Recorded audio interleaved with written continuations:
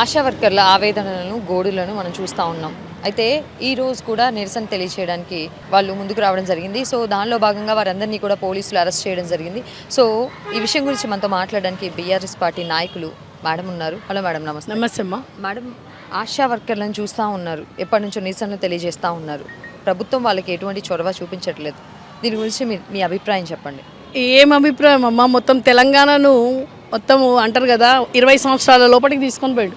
వాళ్ళకు ఒక హామీ ఇచ్చిండు, 18,000 చేస్తాను. ఎట్లయితే నేను గవర్నమెంట్ రాగానే ఆశా వర్కర్ల ఓటు దండుకోవడానికి 18,000 చేస్తా అని చెప్పారు. బాపు కేసీఆర్ 2000 నుంచి 9,500 చేసిండు. కానీ వీడు జూటా మాటలు చెప్పి వాళ్ళకు ఒక్కసారే అంటారు కదా ఆకాశంలో అంటారు కదా చుక్కలు ఇంద్రభవనాలు అవి ఇవి అట్లా చూపించారు. కాబట్టి ఈరోజు ప్రభుత్వం వచ్చి 3 ఏళ్ళు అవుతుంది. వాళ్ళకి ఇప్పటి వరకు 8 నెలలు 9 నెలల నుంచి జీతాలు లేవు. ఇక వాళ్ళు రోడ్డు పడకపోతే ఎట్లా పడతారు? ఒకప్పుడు బాపు కేసీఆర్ కరోనా పీరియడ్లో వీళ్ళు ఎనలేని సేవలు చేసిరు. మన ఇంట్లో కూడా మనం చేయలేదు. అట్లాంటిది ఆశా వర్కర్లు వాళ్ళు ప్రజలకు చేసిరు. కాబట్టి బాపు కేసీఆర్ ఇంటికి పిలిచి వీళ్ళకు భోజనాలు పెట్టి వీళ్ళకు తెలంగాణ మహిళకు ఎలాంటి గౌరవం ఇవ్వాలనో అలాంటి గౌరవం చీరే సారా పెట్టి అట్లాంటివి చూసుకుంటే ఈరోజు రేవంత్ రెడ్డి వచ్చి వీళ్ళకి 8 నెలల నుంచి 9 నెలల జీతాలు లేవు.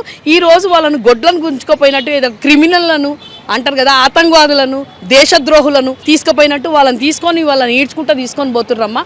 ఎక్కడికెంచి వచ్చింది తెలంగాణలో ఆడబిడ్డకు ఇందిరమ్మ రాజ్యం అన్నాడు. 1 కోటి మంది మహిళలను కోటీశ్వరులను చేస్తాడు.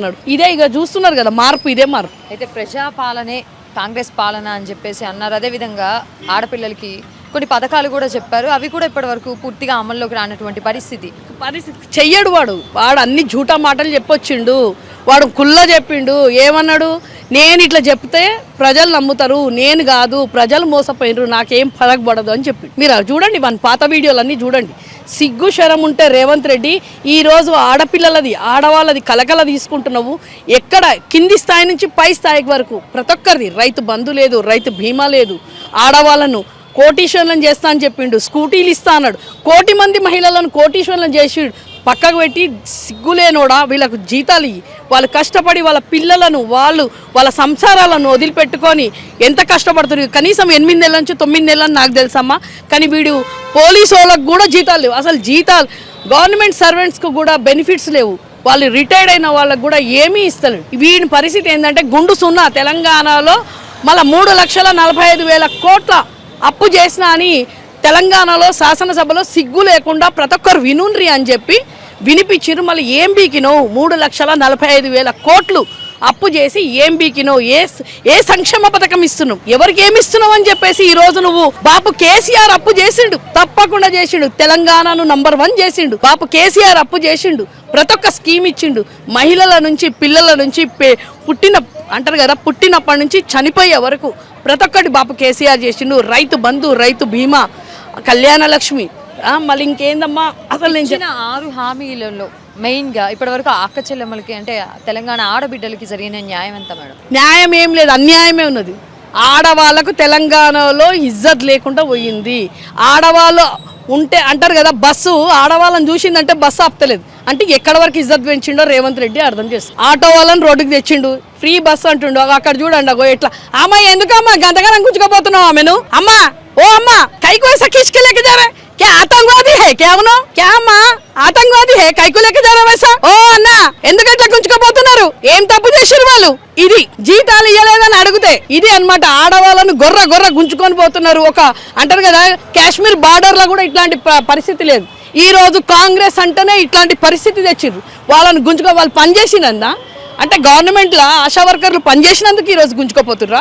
ఏం చేసిరని చెప్పేసి రేవంత్ రెడ్డి సిగ్గుందారా నీకు? అసలు సిగ్గు శరం లేకుండా అసెంబ్లీలో మాట్లాడుతుండు తొడగొట్టుకొని 29 వరకు నిన్ను మేమందరము ఒక్కొక్కరము మహిళ ఒక్కొక్క అడుగు గుంత దొవ్వి నేను బొంద పెట్టడానికి రెడీ అయిపోయింది రేవంత్ రెడ్డి. కాసుకోయిగా నువ్వు రెడీ ఏమో తొడలు కొట్టుకొని చూపించుకుంటున్నావు కదా అని నువ్వు అనుకుంటున్నావు. ఏదో నువ్వు విర్రవీగిపోతున్నాడు అంటారు కదమ్మా, ఏదో సీఎం అయినా అని చెప్పేసి పొట్టోడు విర్రవీగుతున్నావు.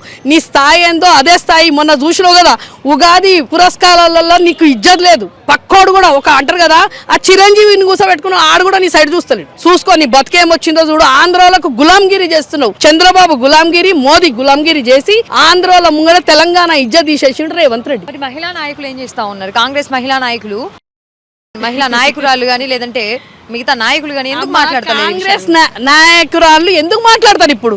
ఒకప్పుడు బాబు కేసీఆర్ అన్ని విధాలు చేసిన తర్వాత పేరు పెట్టడానికి వచ్చింది సీతక్క. మూటలు మోసుకొని ఫోజులు ఇచ్చినామే ఈ రోజు ఎక్కడ పోయింది? మళ్ళీ ఎక్కడుంది సీతక్క? ఏడున్నావు సీతక్క? కొండక్క సీతక్క ఎక్కడున్నారు? కొండక్కకే ఇజ్జత్ లేదు ఆమె దాంట్లో. సీతక్కనేమో ఏదో ఒర్రుతున్నది ఆమె దాంట్లో, అసెంబ్లీలో ఒర్రుతున్నది. ఆమెకి ఏ మూటలు మోసుకున్నది అవంతా పోయింది, ఫోజులు పోయింది. ఈ రోజు మహిళలను తీసుకుపోతున్నారు. ఇదే మహిళలు ఆశా వర్కర్లు పనిచేసిన వాళ్ళని పట్టుకొని పోతుంటే సిగ్గులేదా వీళ్ళకు? మహిళలకు ఎక్కడంటే అక్కడ మానభంగాలు అవుతున్నాయి. ఆడపిల్లలు గురుకులాలలో ఆడపిల్లలు చనిపోతున్నారు. అసలు ఎక్కడ తెలంగాణలో మహిళకి ఇజ్జత్ లేకుండా పోయిందమ్మా.